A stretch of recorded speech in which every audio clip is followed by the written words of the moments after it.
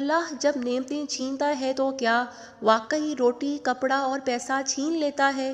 یا کچھ ایسی نعمتیں بھی ہیں جو نظر نہیں آتی مگر دل اور زندگی بدل دیتی ہیں؟ ایک نوجوان یہی سوال لے کر ایک بزرگ کے پاس آیا۔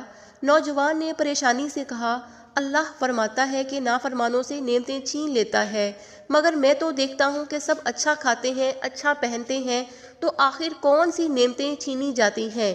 بزرگ نے مسکرا کر کہا، بیٹا، اگر حقیقت جاننا چاہتے ہو تو میرے چند سوالوں کے جواب دو۔ کیا قرآن پڑھتے ہو اور اسے پڑھ کر دل کو سکون ملتا ہے؟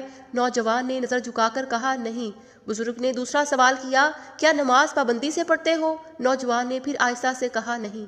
تیسرا سوال آیا، اللہ کے ذکر کی عادت ہے؟ دل چاہتا ہے کہ بیٹھ کر اللہ اللہ کروں؟ نوجوان نے ٹوٹتی آواز میں کہا، نہیں۔ یہ سن کر بزرگ نے گہری سانس لی اور بولے، بس بیٹا، یہی تو وہ نعمتیں ہیں اور یہی وہ نعمتیں ہیں جو تم سے چھینی جا چکی ہیں۔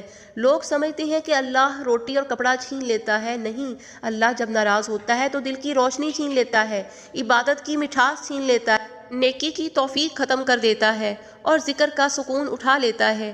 یہ وہ نعمتیں ہیں جو نظر نہیں آتی مگر انہی کے ختم ہونے سے انسان اندر سے خالی ہو جاتا ہے۔ جو نعمتیں نظر نہیں آتی انہی کے جانے سے انسان ٹوٹ جاتا ہے۔ اللہ ہمیں اپنی ان اصل نعمتوں کی حفاظت نصیب فرمائے، آمین۔ آپ بھی کمنٹ میں آمین لکھ دیجیے۔